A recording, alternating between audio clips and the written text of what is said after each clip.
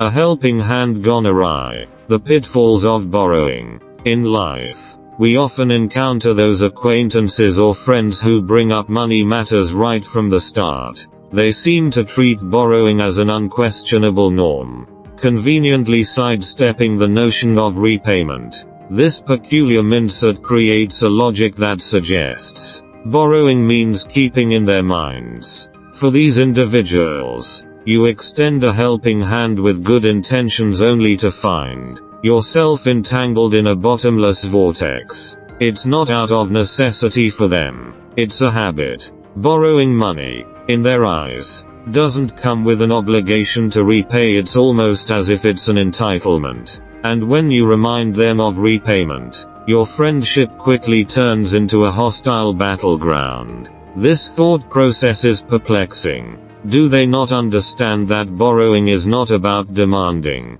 but about mutual trust and respect? Their boundary-less behavior is not just incomprehensible, but also instills a sense of fear. For them, borrowing money seems to be just another way of saying, asking for funds.